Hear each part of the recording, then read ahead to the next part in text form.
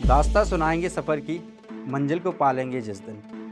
क्या कुछ नहीं गवाया यहाँ तक आते आते, थके हारे खुद को संभालते, गिरते पड़ते खुद को सहलाते, खुद ही खुद को धैर्य बनाते और फिर आगे की ओर कदम बढ़ाते। एडमिशन के स्टार्टिंग के 3 दिन थे, बहुत ही एक तरीके से कह सकते हैं कि काफ़ी परेशानी हुई उसमें। एक दिन तो ऐसे ही कॉलेज के सामने बैठे-बैठे सड़क पे फुटपाथ पे ही निकाल दिया। हम लोग यहाँ पे पढ़ रहे थे लेकिन तब भी मार्क्स नहीं आ रहे थे। जो मेरा पहला एक्सपीरियंस था पेपर के साथ, स्टार्टिंग के 50 क्वेश्चन मैंने देखे और 50 में से मैं 4 क्वेश्चन अटेम्प्ट कर पाया। परेशान होकर के मैंने एक प्रोफेसर थे वहीं कॉलेज में, मैंने उनसे बातचीत किया कि सर आखिर मार्क्स क्यों नहीं आ रहे हैं। जो जवाब था ना वो कहीं न कहीं मुझे बहुत ही परेशान कर गया।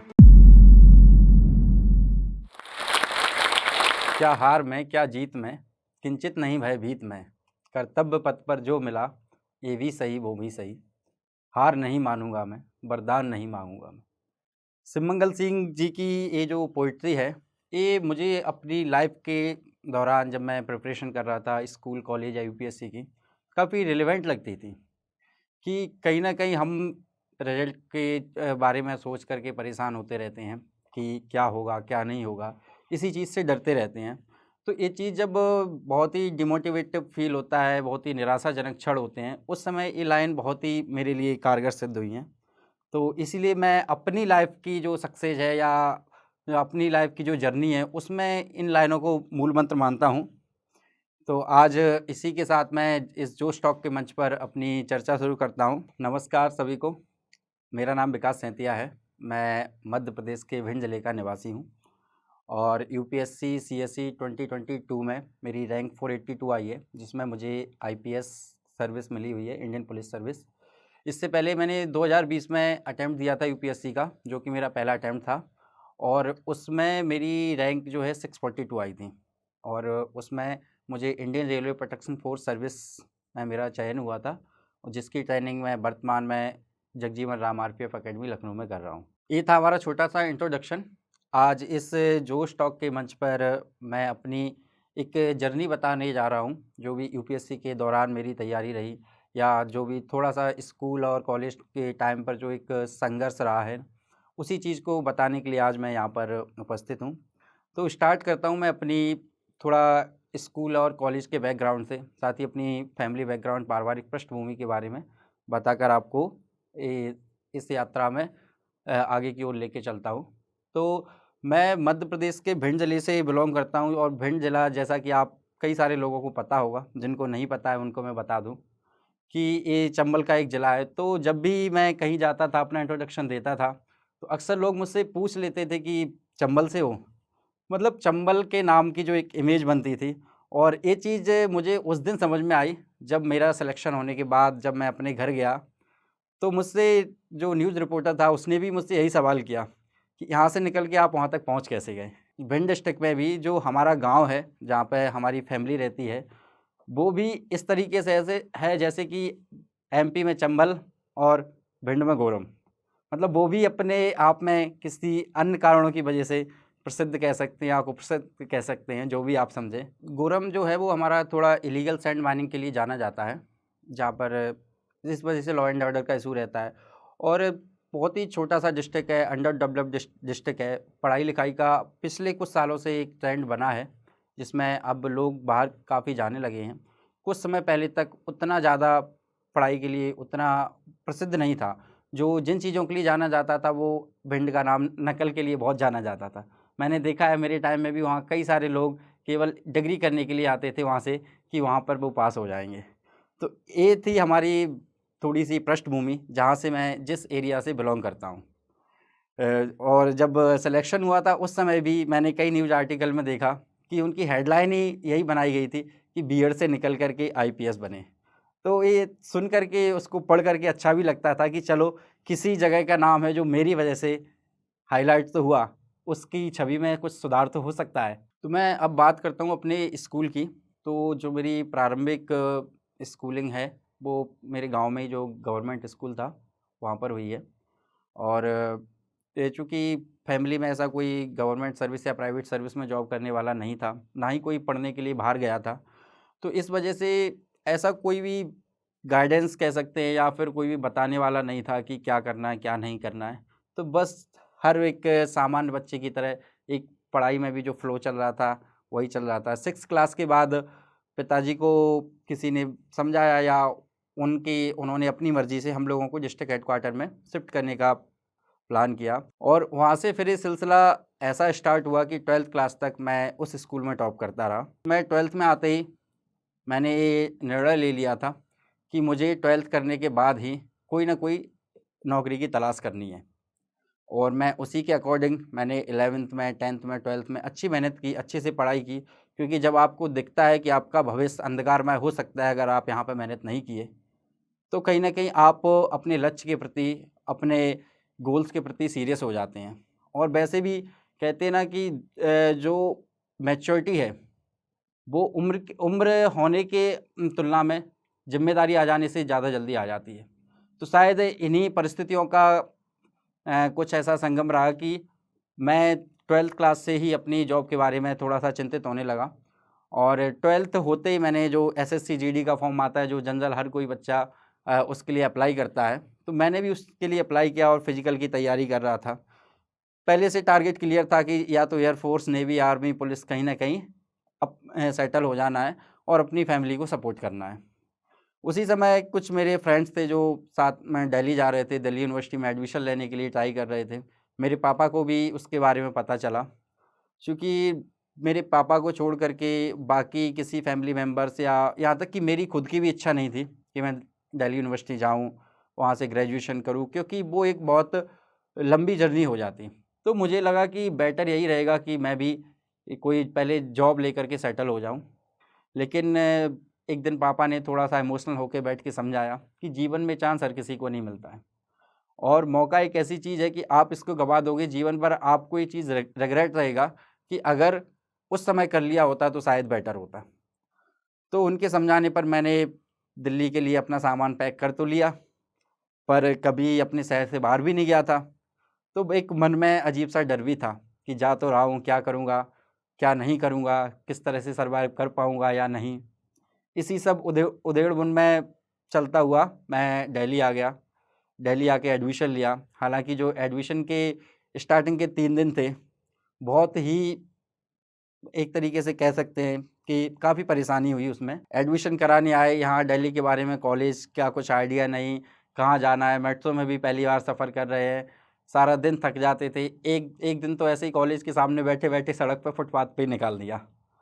तो वो भी दिन थे, हालाँकि अच्छी बात है, कुछ ना कुछ सीखने के लिए मिलता ही है उनसे।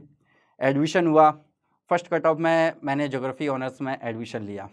चूँकि मेरा 12th तक साइंस बैकग्राउंड रहा था, फिज़िक्स, केमिस्ट्री, मैथ। तो एक सीनियर जो हमारे स्कूल से ही थे और दिल्ली यूनिवर्सिटी में पढ़ाई कर रहे थे करोड़ीमल कॉलेज से। तो उन्होंने कहा कि हम लोग साइंस के स्टूडेंट हैं और ज्योग्राफ़ी हम लोगों के लिए थोड़ा-सा आसान पड़ता है। तो इस वजह से मैंने भी ज्योग्राफ़ी का चुनाव कर लिया, बहुत बिना कुछ सोचे-विचारे कि आगे इसमें क्या होगा, क्या नहीं होगा। और न ऐसा भी नहीं था कि ज्योग्राफ़ी के बारे में मुझे बहुत ज़्यादा नॉलेज हो। इसी चीज़ का एक इंसिडेंट ऐसा हुआ कि मैं यहाँ पे एडमिशन लेने के बाद जब पहली बार उनके घर गया, तो उन्होंने अपनी टेबल पर इस तरह से एक मैप रखा, वर्ल्ड मैप था, और उन्होंने यहाँ से स्टार्ट किया कि हम अगर पैसिफिक ओशन से चलना स्टार्ट करते हैं और ऐसे एशिया होते हुए अफ्रीका होते हुए यूरोप के बाद अटलांटिक में आ जाते हैं, फिर अमेरिका आ जाते हैं, फिर अमेरिका के बाद पैसिफिक ओशन में जाते हैं, तो कहाँ निकलेंगे। तो उस समय जो ज्योग्राफी का नॉलेज था, हम 3 लोग थे, तीनों रूममेट थे, तो किसी को ही नहीं पता था कि यहाँ से जाने के बाद कहाँ निकलेंगे। ह पहले रूममेट से पूछा, पहले दोस्त से पूछा, उसने कहा कि भैया शायद अंतरिक्ष में निकलेंगे। अब बाकी दोनों लोग हम बैठ के सोच रहे थे कि कहाँ निकलेंगे, तो दूसरे से पूछा तो उन्होंने कहा कि भैया लग तो रहा है कि अंतरिक्ष में ही निकलेंगे। अब उन्होंने मुझसे पूछा, मुझे लगा कि जब 2 लोग बोल रहे हैं, शायद सही बोल रहे होंगे। मैंने भी बोल दिया कि भैया अंतरिक्ष में ही निकलेंगे। बाद में उन्होंने मैप को इस तरह से फ़ोल्ड कर दिया, बोले अब कहाँ जाएँगे? तो ये था हमारा ज्योग्राफ़ी का नॉलेज, जो कि हम दिल्ली यूनिवर्सिटी में ज्योग्राफ़ी ऑनर्स पढ़ने आए थे। तो इस तरह से हमारी कॉलेज की यात्रा स्टार्ट होती है। फिर जब कॉलेज में एडमिशन ले लिया, तो पहले दिन ही क्लास हुई। जो हमें प्रोफ़ेसर मिले, वो बाई चांस साउथ से बिलॉन्ग करते थे। तो उनका जो एक्सेंट था, वो मेरी समझ के बाहर था। इंग्लिश मीडियम, क्योंकि मैं हमेशा से 12th क्लास तक हिंदी मीडियम से पढ़ के आया था, तो इंग्लिश में थोड़ा सा हाथ तंग था। जब यहाँ पे आया, देखा सारे लेक्चर्स इंग्लिश में चल रहे हैं, सारी जो ज़्यादातर बुक्स या मटेरियल है वो इंग्लिश में है, तो फिर से लगा कि क्या ही करेंगे। शुरुआत का 1 महीना तो इस तरह से निकला कि बोर्ड पर वो टीचर आकर टॉपिक लिख देता था, हम लोग अपनी कॉपी में वो टॉपिक नोट कर लेते थे, और वापस घर जा कर के उसी को किसी बुक से, कई इंटरनेट से पढ़ के खोजते थे कि इसमें आखिर है क्या, क्योंकि क्लास में कभी कुछ समझ ही नहीं आया कि टीचर क्या पढ़ा के गया है। तो इस तरह जब 2 महीने 3 महीने इस तरह से देखा और लगा कि बात नहीं बन रही है, तो फिर एक बार जब घर गया तो मैंने इस बारे में अपने पापा से बात की। मैंने सोचा कि पापा, हमें तो कुछ समझ आ नहीं रहा है कॉलेज में, बेटर है कि कॉलेज छोड़ कर के कुछ और कर लिया जाए, क्योंकि आर्थिक स्थितियाँ इतनी अच्छी नहीं थी कि यहाँ पर रह कर के इंतज़ार किया जाए 3 साल तक का, और इसी में क्रम में कि कभी ना कभी तो कुछ अच्छा होगा ही। तो उसी समय फिर पापा ने बोला कि ठीक है, अगर नहीं आ रहा समझ तो कोई फ़ायदा नहीं है, आप कॉलेज स्किप कर देना, लेकिन अभी बीच में करने से बेटर है कि 1 साल कंप्लीट कर लो। तो फिर उनका सजेशन मान के फिर सेकंड सेमेस्टर में थोड़ा-सा और मेहनत किया, थोड़ा-सा चीज़ों को समझना स्टार्ट किया, थोड़ा-सा कॉलेज में फ्रेंड्स बने, एक-दूसरे की हेल्प करने लगे, तो ठीक लगने लगा। हम लोग यहाँ पे पढ़ रहे थे लेकिन तब भी मार्क्स नहीं आ रहे थे। तो जब थोड़ा-सा परेशान होकर के मैंने एक प्रोफ़ेसर थे वहीं कॉलेज में, मैंने उनसे बातचीत किया कि सर, आखिर मार्क्स क्यों नहीं आ रहे हैं? तो उन्होंने भी, हालाँकि उनके कहने का वो मतलब नहीं था, लेकिन जो जवाब था ना, वो कहीं न कहीं मुझे बहुत ही परेशान कर गया। उन्होंने बोला कि बेटा, हिंदी में मार्क्स आते नहीं हैं। तो एक वो फीलिंग होती ना कि इसमें हमारा क्या दोष है? आखिर है हिंदी तो है, लैंग्वेज ही तो है। हमारे समाज की विडंबना ये है कि हमने लैंग्वेज को एक्सीलेंस का मीडियम मान लिया है, जबकि कहीं न कहीं वो एक एक्सप्रेस करने का मीडियम है। आप किसी भी लैंग्वेज में अपनी चीज़ों को एक्सप्रेस कर सकते हो, और विडंबना यह है कि कहने को भारत एक हिंदी देश है, यहाँ की जो राजभाषा है वो हिंदी है, और हिंदी लिखने पर भी आपको मार्क्स नहीं मिलते हैं। तो ये चीज़ कहीं न कहीं थोड़ा-सा परेशान की, तो हम जो 3 रूममेट साथ में रहते थे, हम तीनों लोगों ने डिस्कस किया कि क्या किया जाए, कैसे करें? तो फिर सोचा कि चलो इंग्लिश की बुक से पढ़ते हैं, उनको ट्रांसलेशन करना शुरू करते हैं। तो डिक्शनरी की मदद से, कुछ गूगल की मदद से इंग्लिश में बुक्स पढ़ना स्टार्ट किया, उनको ट्रांसलेशन करके उनके नोट्स बनाए, और तीसरे सेमेस्टर में आके बहुत अच्छे से मेहनत किया, और उसका रिज़ल्ट ये हुआ कि हिंदी मीडियम से मैंने कॉलेज टॉप किया। तो फिर उस दिन से लगा कि कोई भी टारगेट आप रखते हो, कोई भी लक्ष्य आप रखते हो, अगर आपके अंदर जुनून है, अगर आपके अंदर उस चीज़ को पा लेने की ज़िद है, तो कोई भी लक्ष्य आपके सामने बड़ा नहीं होता है। तो फिर वहाँ से थोड़ा-सा अच्छा लगा, थोड़ी-सी सकारात्मक ऊर्जा भी आई, और खुद के ऊपर जो एक डाउट था ना, सेल्फ डाउट था, वो ख़त्म हुआ। तो फिर उसके बाद कॉलेज की जर्नी काफ़ी अच्छी रही। जब कॉलेज ख़त्म हो गया, तो कॉलेज में थोड़ा बहुत यूपीएससी के बारे में सुना था। हमारे रूममेट अक्सर चर्चा करते रहते थे कि 12th के वो कॉलेज के बाद यूपीएससी करना है, उसी के लिए एनसीईआरटी वगैरह भी पढ़ते थे। हालाँकि मैंने बहुत ज़्यादा इस विषय में कभी सोचा नहीं, क्योंकि मेरा क्लियर भी नहीं था कि यूपीएससी ही करना है या कुछ और भी करना है। जब रूममेट ने यूपीएससी में 2018 में ग्रेजुएशन के बाद यूपीएससी की कोचिंग में एडमिशन ले लिया, जुलाई में एडमिशन लिया, तब मैंने सोचा कि अब फाइनली करना क्या है। तो मैंने इस बारे में घर पे बात की, तो जैसे ही मैंने पापा को बताया कि इतनी फ़ीस है, और कोचिंगों की दिल्ली में पता ही है आप सभी लोगों को कि कितनी फ़ीस होती है। तो उस समय, हालाँकि घरवाले हमेशा से सपोर्टिव रहे हैं, पर स्थितियाँ इस तरह की थी कि उन्होंने बोला कि हम अरेंज करते हैं, कुछ समय दीजिए। लेकिन तब तक बैच स्टार्ट होने वाला था, तो क्या किया जाए? तो यहाँ पर हमारी डिस्ट्रिक्ट के एक भैया रहते हैं, उनका यहाँ पर बाइक का शोरूम है, तो मैंने उनसे चर्चा किया कि भैया ऐसी-ऐसी बात है। तो उन्होंने उस समय हमारी मदद की, और उन्होंने कहा कि तुम कोचिंग जॉइन करो, जो भी होगा वो देख लिया जाएगा, मैनेज कर लेंगे। तो लाइफ में ना इस तरह से कभी-कभी सपोर्ट करने वाले लोग बहुत ज़रूरी होते हैं। आपका सपोर्ट सिस्टम जितना अच्छा होता है ना, और उस समय सपोर्ट सिस्टम जब आपको ज़रूरत होती है, क्योंकि कहते हैं ना, victory has thousand fathers but failure is an orphan. तो जब आप सफल हो जाते हैं तब आपको बहुत लोग सपोर्ट करने वाले मिल जाते हैं, लेकिन जब आप संघर्ष कर रहे हैं, स्ट्रगल कर रहे हैं, उस समय सपोर्ट सिस्टम होना बहुत ज़रूरी है। और मैं अपनी लाइफ में बहुत फॉर्च्यूनेट हूँ, क्योंकि मुझे हमेशा से ऐसे लोग मिलते रहे हैं, जो जब जिस चीज़ की ज़रूरत पड़ी मुझे किसी न किसी तरह से वो मदद मिलती गई है। फिर वहाँ से मैंने कोचिंग जॉइन की और बहुत से लोगों को लगता है, कई सारे एस्पिरेंट मुझसे भी सवाल पूछते हैं कि मतलब पहले से कॉलेज से तैयारी करनी चाहिए या फिर फर्स्ट ईयर से ही तैयारी शुरू कर देनी चाहिए। मैं आप लोगों को सच बता रहा हूँ कि जिस दिन मैंने कोचिंग जॉइन करने आया था, उससे पहले तक मुझे यूपीएससी का सिलेबस क्या है, पेपर पैटर्न क्या होता है, इस चीज़ के बारे में मुझे बहुत ज़्यादा आइडिया नहीं था। पहली बार ओरिएंटेशन क्लास में एक क्रिस्टल क्लैरिटी आई कि अच्छा, जिस चीज़ के लिए आए हैं उस चीज़ का फॉर्मेट ये होता है, इस तरह से एग्ज़ाम आते हैं। तो फिर वहाँ से स्टार्ट किया चीज़ों को पढ़ना, चीज़ें ठीक चली, बाकी सारी चीज़ों को छोड़ के पढ़ाई पे फ़ोकस किया। और जब 2020 में पहला अटेम्प्ट देने का मैं सोच रहा था और सोचा कि 2 साल होने को आए, 1 साल का बीच में ड्रॉप ले चुका हूँ। तो उसी समय मार्च में आप सभी लोगों को पता है कि कोरोना की वजह से लॉकडाउन लग गया। लेकिन उस चीज़ के बारे में हम सभी लोग अनभिज्ञ थे कि आगे क्या होगा। तो लगा कि ऐसे ही कोई लॉकडाउन है, 10 दिन का 15 दिन का होगा, तो हम अपनी उसी पेस से पढ़ाई कंटिन्यू करते रहे। लेकिन जब अप्रैल का पूरा महीना निकल गया और लगा कि अब स्थितियाँ सुधरने वाली नहीं हैं, तो फिर लगा कि अब फिर सामने सवाल ये था कि अब क्या किया जाए। घरवालों का भी प्रेशर था कि दिल्ली में पैसे खर्च करने से बेटर है घर पे आके रहो, जब कुछ होना ही नहीं है अभी इस लॉकडाउन में। तो फिर हम मई के महीने में यहाँ से घर चले गए, गाँव अपने पहुँचे। वहाँ पर जो 3 महीने थे गाँव में, जब लॉकडाउन में सभी आए हुए थे, आराम से क्रिकेट खेलते हुए, घरवालों के साथ रहते हुए 3 महीने, क्योंकि हम ये मान के बैठ चुके थे कि इस साल यूपीएससी का पेपर नहीं होना है और फर्स्ट अटेम्प्ट था, तो ऐसा लगा भी नहीं कि अगर हो भी गया तो ठीक है, उतनी अच्छी तैयारी है भी नहीं। तो जब 3 महीने बाद, मुझे आज भी याद है, शायद 4 अगस्त की डेट थी, जिस दिन यूपीएससी का नोटिफ़िकेशन आया कि 4 अक्टूबर को पेपर है। अब उस समय ये दुविधा थी कि 3 महीने जो बिल्कुल बर्बाद हो गए, मतलब एक तरीके से पढ़ाई के पॉइंट ऑफ व्यू से 3 महीने में बिल्कुल किताब उठाई नहीं। अब 2 महीने बचे हुए हैं, तो अब एग्ज़ाम की डेट आ गई, अब क्या किया जाए? फर्स्ट अटेम्प्ट है, रिस्क लेना चाहिए या नहीं लेना चाहिए? तो फिर पापा से बात की, घर पे भी और बाकी लोगों से बात की, तो सभी ने यही समझाया कि एग्ज़ाम है, दे के देख लो, क्या ही हो जाएगा?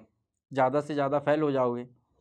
तो वही वाली चीज़ जो अक्सर हमारे टीचर भी बोला करते थे कि क्यों डरें, क्या होगा? कुछ ना होगा तो तजुर्बा होगा।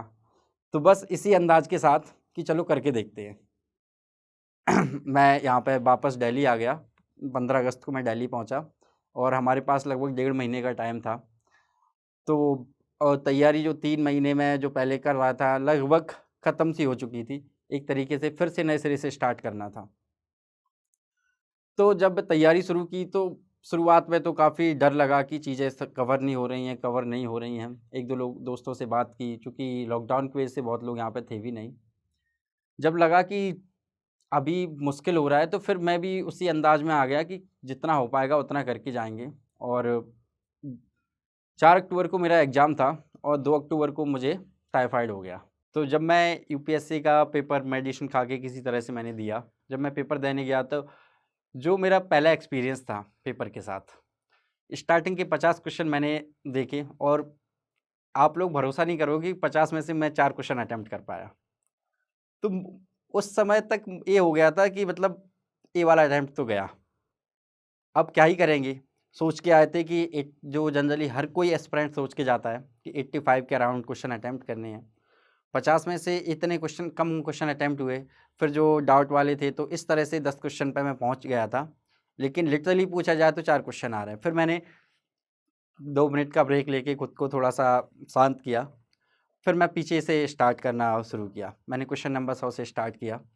फिर कुछ पॉलिटी के, हिस्ट्री के क्वेश्चन मिलते गए, तो थोड़ा-सा कॉन्फिडेंस आया और इस तरह से मैं अपना पेपर करके आया। बीच में जब 2 घंटे का ब्रेक था, उस समय मुझे फिर से फ़ीवर आ गया। फिर से मैंने मेडिसिन खा के अपना पेपर दिया और कैसा पेपर हुआ, क्या हुआ, मुझे बहुत ज़्यादा कुछ आइडिया था नहीं। मैं तो ये सोच के गया था कि बस पेपर दे के आ गया। जब दूसरे दिन आके कोचिंगों की आंसर शीट्स आना स्टार्ट हुई, तो उनसे अपना पेपर मिलाया, तो पता चला कि बाउंड्री पे जाके है। तो अब ये था कि तैयारी मेंस की करें या ना करें, क्योंकि कुछ श्योर नहीं हो पा रहा था। और दूसरी चीज़ ये थी कि प्रीलिम्स तो दे दिया था, लेकिन मेंस की तैयारी शुरू ही नहीं की थी उससे पहले। मेंस में जो पेपर होते हैं, पेपर 4, पेपर 4 मैंने कभी पढ़ा ही नहीं था इससे पहले, पूरा एक पेपर बचा हुआ था। बाकी के जो 3 पेपर थे, जो मेंस वाला पोर्शन होता है, जैसे कि इंटरनल सिक्योरिटी, गवर्नेंस है या फिर आईआर है, इंटरनेशनल रिलेशंस, डिज़ास्टर मैनेजमेंट है और मेंस वाला जो इकोनॉमी का पोर्शन होता है, ऐसे होते हैं। ये सब मैंने प्रीलिम्स से पहले कभी कुछ किया ही नहीं था। तो मैं तो इस विचार में था कि अगर प्रीलिम्स हो भी जाएगा बॉर्डर पे तो मेंस में क्या ही करेंगे। फाइनली 20 दिन बाद प्रीलिम्स का रिजल्ट आ गया। रिजल्ट देखा तो खुशी तो हुई, बहुत ज़्यादा खुशी हुई, लेकिन एक जो डर होता है ना, जिसको खुशी मिश्रित डर कह सकते हैं, जो मिक्स इमोशन होते हैं, वो वाला भाव था कि अब मेंस में क्या करें? इतना अच्छा चांस मिला है मेंस देने का, लेकिन उस चीज़ के लिए हम प्रिपेयर नहीं हैं। उसी समय मैं एक टीचर से मिला जो दृष्टि में ही काम करते थे। तो उन्होंने मुझे समझाया कि क्या होगा, ज़्यादा से ज़्यादा यही तो होगा कि मेंस में फ़ेल हो जाओगे। लेकिन अगर उसको देने का चांस मिला है तो अच्छे से दो। तो फिर उन जो 2 ढाई महीने में जो मेरी प्रोडक्टिविटी आई, जितना मैंने मेहनत किया, सारे दिन-रात ऐसा हो गया था कि बस एक ही काम था कि पढ़ना है, आंसर राइटिंग करनी है। हालाँकि मेंस की प्रिपरेशन उतने अच्छे से नहीं कर पाया। 7 जनवरी से मेरा मेंस स्टार्ट होना था और मैं 7 या 8 दिसंबर तक अपनी क्लासेस ही ख़त्म कर रहा था, क्योंकि मेरी क्लासेस ही इनकम्प्लीट थी। मेंस की जो तैयारी है, प्रिपरेशन है, वो हुई नहीं थी। फिर जब लास्ट के जो 20 दिन बचे तो मेरे लिए चैलेंज ये था कि मैं करंट अफ़ेयर्स पढूँ या फिर मैं आंसर राइटिंग करूँ, टेस्ट सीरीज़ जॉइन करूँ। तो मुझे लगा कि बेस्ट ऑप्शन है कि टेस्ट सीरीज़ करते हैं, क्योंकि जब कितना भी पढ़ लो, अगर हम चीज़ों को लिख ही नहीं पाएँगे, फिर क्या फ़ायदा? क्योंकि इवैल्यूएटर के सामने हमारी कॉपी है, वहाँ पे जो 3 घंटे में परफ़ॉर्मेंस है वही मैटर करती है। मेरे पास कितना नॉलेज है, मैंने कितना पढ़ा है, ये चीज़ें मैटर नहीं करती हैं। मैंने उन 20 दिनों में जितना भी संभव हुआ प्रैक्टिस करके अपना अटेम्प्ट दिया, मेंस दिया।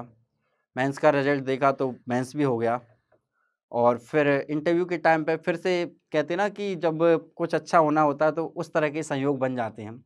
हालाँकि कई सारे दोस्त मेरे इस बारे में बोलते हैं कि तुम्हारे साथ संयोगों का बहुत ही बड़ा वो रहा है, हर हमेशा संयोग बन जाते हैं। इंटरव्यू की डेट आई, लेकिन इंटरव्यू की मेरी प्रिपरेशन हो नहीं पा रही थी, क्योंकि मैं कभी किसी सिलेक्टेड पर्सन की सेमिनार अटेंड करने नहीं गया।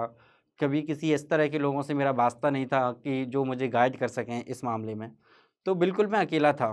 फिर बाद में मुझे एक ग्रुप मिला।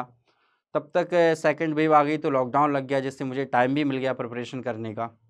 और इन सब चीज़ों के साथ यूपीएससी के फर्स्ट अटेम्प्ट में मेरा सिलेक्शन हुआ और जिसमें मुझे Indian railway protection force service मिली, जिसमें मैं अभी ट्रेनिंग कर रहा हूँ। मैंने लवासना में फाउंडेशन कोर्स करने के बाद यूएल लिया था और अपना सेकंड अटेम्प्ट दिया, जिसमें थर्ड अटेम्प्ट दिया, जिसमें मुझे अभी आईपीएस मिला है। तो मैं जो भी मुझे यहाँ पे देख रहे हैं या सुन रहे हैं, मैं उन लोगों को यही बोलना चाहूँगा कि किसी भी कोई भी बाधा हो, उसको अपने रास्ते में मत आने दो, कि उसकी वजह से अपने आप को किसी एक पेरिफेरी में कन्फाइन मत करो कि अब मैं ये नहीं कर सकता, अभी मुझसे नहीं हो पाएगा। तो बस यही चीज़ है। और एक मैं अपनी तैयारी के दौरान एक अक्सर पोएट्री पढ़ा करता था, जो मतलब वो इस चीज़ के ऊपर थी कि जब हम अपनी मंज़िल को पा लेंगे तो क्या होगा? दास्ताँ सुनाएँगे सफ़र की, मंज़िल को पा लेंगे जिस दिन। क्या कुछ नहीं गँवाया यहाँ तक आते-आते, थके-हारे खुद को सँभालते, गिरते-पड़ते खुद को सहलाते, खुद ही खुद को धैर्य बनाते और फिर आगे की ओर कदम बढ़ाते। सफ़र लंबा था, हिम्मत भी अटूट थी, बस रास्ते की ठोकरें कभी-कभी लड़खड़ा देती थी। उठ के खुद के सहारे ही चलते गए, हौसला बनाए रखा और कर्म की ओर बढ़ते गए, शायद ज़िंदगी इसी का नाम है। तो इन्हीं लाइन्स के साथ मैं अपनी इस यूपीएससी की जर्नी को यहाँ पे समाप्त करता हूँ। उम्मीद करता हूँ कि आप लोगों को इससे कुछ सीखने को मिलेगा और जो भी एस्पिरेंट्स हैं वो देख रहे हैं, उनको मतलब इस तैयारी में कुछ सकारात्मकता आएगी। और जो मुझे सुन रहे हैं या देख रहे हैं, जो यूपीएससी की तैयारी कर रहे हैं, उन लोगों के लिए जो जोश टॉक यूपीएससी टीम है, इनकी तरफ से एक नया इनिशिएटिव चलाया गया है। तो जो जोश टॉक ने एक स्कॉलरशिप चलाई है, जो भी बच्चे फाइनेंशियल कमज़ोर हैं और जो यूपीएससी की तैयारी करना चाहते हैं, उन चीज़ों के लिए, जिसकी सारी डिटेल्स आपको इसी वीडियो में आगे मैसेज में मिल जाएगा। तो जो भी इस स्कॉलरशिप का लाभ लेना चाहते हैं, वो इस मैसेज को, इस वीडियो को अंत तक ज़रूर देखें। धन्यवाद।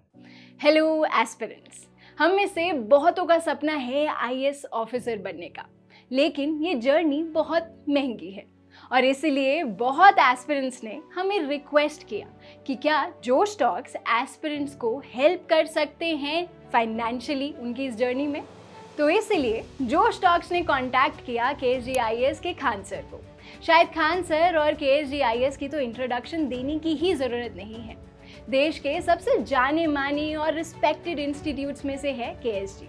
सृष्टि जैन देशमुख, शायद आपने नाम सुना हो, सर की ही स्टूडेंट रही हैं जिन्होंने 2018 में AIR that is all India rank 5 हासिल की थी। उनके एक और सिलेक्टेड कैंडिडेट शुभम कुमार, जिनका 2022 में ऑल इंडिया रैंक 41 आया था, उन्होंने एक जोश टॉक्स भी दी है। उनकी और बहुत से स्टूडेंट्स ने भी जोश टॉक्स दी हैं जो कुछ ही टाइम में रिलीज होंगी। तो जोश टॉक्स ने खान सर से बात की और उन्हें रिक्वेस्ट किया कि क्या वो जोश की फैमिली के लिए एक बहुत ही बड़ी स्कॉलरशिप दे सकते हैं। और मुझे बहुत ही खुशी है हम सब के साथ ये बात शेयर करने की कि खान सर मान गए हैं। वो जोश की फैमिली के लिए अपने फाउंडेशन कोर्स पे स्कॉलरशिप प्रोवाइड करेंगे, यानी कि वो क्वालिटी की एजुकेशन जिसकी फीस लाखों में जाती थी, अब हम सब अफोर्ड कर पाएंगे। ये हेल्प वैल्यूएबल है सबसे ज़्यादा हम नए एस्पिरेंट्स के लिए, जिन्हें फाउंडेशन कोर्स करना तो है लेकिन लाखों की फीस हम अफोर्ड नहीं कर सकते। जोश फैमिली की ये स्कॉलरशिप पाने के लिए हम नीचे दिए गए गूगल फॉर्म को फिल कर सकते हैं। जब आपको कॉल आए तो प्लीज़ मेंशन करना मत भूलना कि आप जोश फैमिली के पार्ट हैं, ताकि आपको ये स्कॉलरशिप मिल पाए।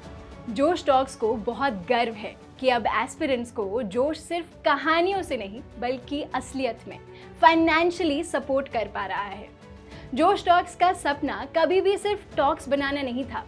जोश का मानना है कि हम सब में एक काबिलियत है अपनी ज़िंदगी में कुछ बड़ा हासिल करने की, मगर ज़िंदगी की कुछ परिस्थितियां हमें अपने अंदर के टैलेंट को बाहर नहीं निकालने देती। लेकिन अब कम से कम हमारी फाइनेंशियल स्थिति हमें अपने आईएएस बनने के सपने से रोक नहीं सकती। जोश टॉक्स एक बड़े भाई या बड़ी बहन की तरह हर वक्त हम सबको जिंदगी में आगे लेके जाने के प्रयास में लगा रहेगा। आप बस जाके अपना 100% दीजिए, एक भी दिन जाया ना होने दे, बाकी जोश संभाल लेगा। जय हिंद।